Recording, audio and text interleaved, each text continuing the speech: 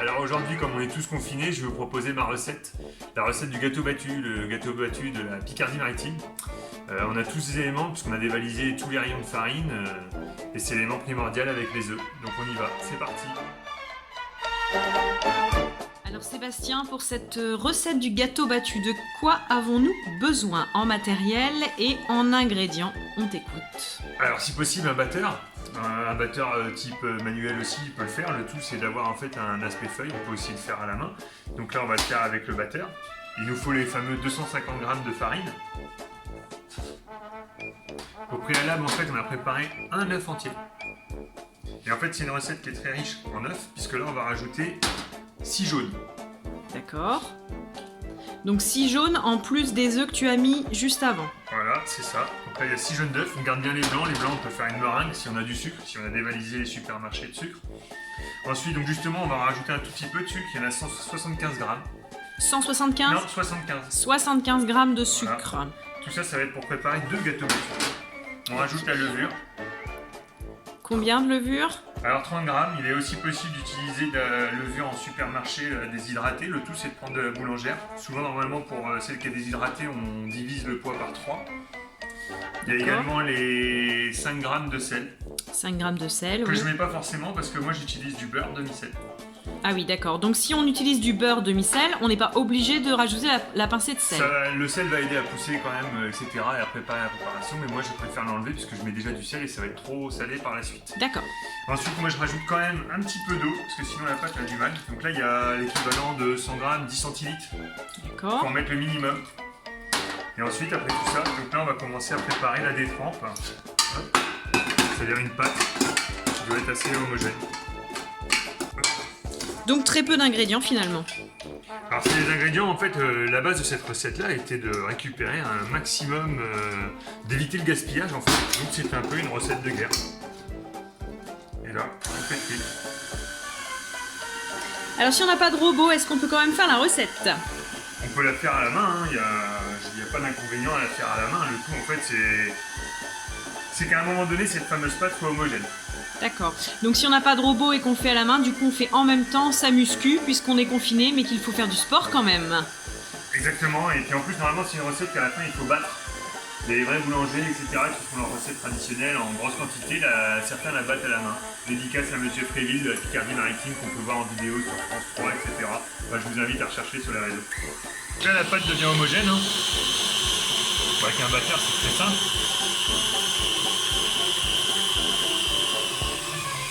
Là je vais ralentir, et en fait j'ai préalablement sorti longtemps à l'avance le fameux beurre. Alors celui-ci c'est le mien, c'est celui que je fais que de la crème. On l'a mis dans un batteur, on l'a monté. Et là elle est en cube et en fait on va l'intégrer à la préparation. Et là maintenant l'objectif va être de bien lier tout ça pour rendre homogène en fait cette pâte. Donc c'est une brioche en fait pour certains, c'est un gâteau qui est très riche en beurre.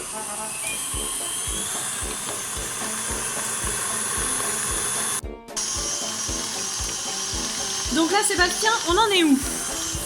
Là ça y est, le beurre on peut le constater, en fait tout est bien homogène, etc. On arrive à la fin.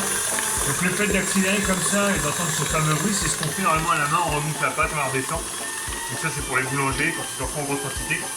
Là maintenant il va y avoir ce qu'on appelle une première fermentation avec la levure, etc. C'est-à-dire qu'on va mettre la pâte dans un cul de poule et la laisser reposer. On va compter entre 1 heure et 1 heure et demie avant de la mettre dans les fameux moules. Alors, on en est où Sébastien? Qu'est-ce qu'on fait maintenant? Donc là, on a mis la pâte dans le cul de poule. Voilà. Explique-nous. Donc là, il va y avoir la première pousse, la première fermentation. Donc nous, mon conseil que je donne, en fait, c'est de bien filmer. On peut mettre aussi un torchon. Et là, tout simplement, on va laisser reposer à un endroit qui est autour de 25-30 degrés. D'accord, donc on met pas au frais, hein, pas de frigo. Mais non, sinon la fermentation n'aura pas lieu. Et du coup, il est temps, on arrive quasiment à la fin de la première phase. Il va être temps de graisser les fameux moules. Donc ça, c'est les fameux moules à gâteau battu. Ils sont fabriqués par la maison Dubois, qui est à Amiens et à Ville. Après, si demain vous n'avez pas ces moules-là, vous pouvez faire avec des moules à coupe-bluff. Puis après, sinon, vous le faites dans n'importe quel moule. Vous aurez le goût, mais pas la forme. Donc là, on a gardé un petit peu de beurre, en fait, qu'on a laissé devenir pommade, mais bien pommade. Et là, l'idée, en fait, c'est de bien beurrer. Au pinceau pour en étaler bien partout. Ah là, et en fait, c'est simple. Si c'est mal beurré, ça va coller. Et si ça colle, ça tombera pas. On verra ça tout à l'heure. Et on pourra pas le démouler. Bah, on pourra pas le démouler correctement. On pourra toujours le manger, hein. Mais il sera pas beau. Donc là, j'arrive à la fin, en fait, du beurrage des moules. Voilà. Je contrôle bien. Parce que j'aimerais qu'ils puissent se décoller pour qu'on puisse les déguster. Ouais, donc on y va quand même généreusement en beurre. Hein. Oui, on y va, il faut pas hésiter. Hein. Et puis l'avantage de cette recette, c'est que je l'ai préparée. Là, je vais pouvoir vaquer à d'autres occupations parce qu'il va falloir le temps que celle-ci pousse. Et puis après, on reviendra pour mettre la pâte dans ces moules-là. Et ensuite, il faudra encore attendre que ça pousse. Donc du coup, l'avantage de cette recette-là, c'est que là, je vais vaquer à mes occupations. Je vais pas refaire mon pain. Ou alors, tout simplement, aller m'occuper de mes enfants et puis faire la leçon. Donc en fait, j'enlève mon tablier pour changer de tablier. Voilà, à tout à l'heure. Alors là, Sébastien, on en est où? On a laissé poser la pâte un bon moment quand même. Combien? 1 heure à peu près? Ouais, 1 heure à peu près. Et puis en fait, là, du coup, on va commencer à pouvoir la mettre dans les fameux moules. D'accord. Alors, je vais m'approcher pour qu'on voit bien à quelle hauteur. En fait, c'est simple. Là, la recette est pour 2 moules. Donc 2 gâteaux battus. Donc du coup, en fait, je vais partager exactement la quantité. D'accord. Et après, en fait, il y aura encore une phase d'attente. On pourra aller retourner faire les devoirs ou peut-être commencer à faire à manger pour ce midi. Parce que là, maintenant, il va falloir attendre que ça monte jusqu'en haut.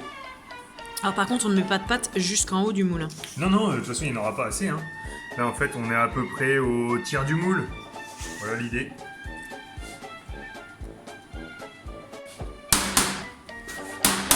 Donc là, vraiment... Je les ai tapés juste pour qu'en fait la pâte redescende bien et que ce soit bien égalisé. Et là en fait je vais filmer chaque moule. L'objectif en fait c'est qu'il n'y ait pas d'air, etc. Et là on va vraiment laisser pousser.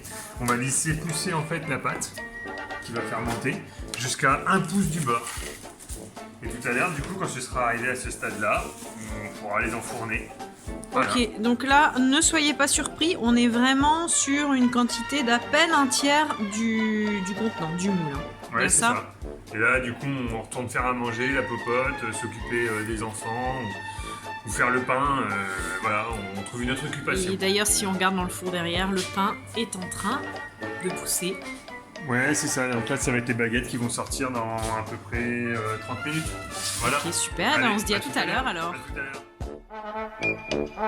Alors Sébastien, la pâte a poussé, que faisons-nous maintenant? Alors on a passé plusieurs heures là. Hein. Ouais, donc ça peut aller jusqu'à 3, des fois 4, 5 heures s'il faut. Le tout c'est que ça pousse jusqu'à à peu près, vous voyez celui-là c'est pour ça qu'on arrête là maintenant, il y en a un où il y a dû y avoir un peu plus de pâte. Ouais, donc là pour le coup ça a vraiment poussé, hein. On arrive au bord du... Donc là on y va délicatement, parce que sinon en fait si on fait tout retomber c'est mort. Okay. On a préparé le four, il est à 175 degrés. 175 degrés pour le four et c'est parti. Et là on tourne et c'est parti pour 20 minutes. Donc 20 minutes à 175 degrés. Après ces longues attentes, on a fait la vaisselle, les cours des enfants, etc. Et ben c'est parti. Le goûter arrive. On va bientôt déguster. C'est ça. Il est bientôt 5 heures. On va faire le goûter et donc dans 20 minutes, on aura un rendez-vous pour le démoulage et savoir si la recette est réussie. À tout de suite. À tout à l'heure. Alors Sébastien, les gâteaux battus sont dans le four. A priori, ça va sonner bientôt. Suspense. Bah, ça va sonner et surtout, en fait, ça sent pas mal. Hein. Ça sent très très bon, je confirme. Donc là, en fait, on sent le beurre, quoi. Et c'est très agréable. Ça sent la brioche, ouais, la bonne brioche au beurre, bien calorique, mais qui fait rêver tout le monde. Alors avec finalement, la c'est confiture. très riche en beurre, mais c'est comme ça a bien poussé, c'est très aérien. Allez, Ça c'est parti. sonne. Verdict. Alors comme tout à l'heure, en fait, il y en avait un qui avait un peu moins levé, celui-ci, donc forcément, hop, il va être un peu plus petit. Et là, c'est le verdict. Et voilà. Eh ben, super.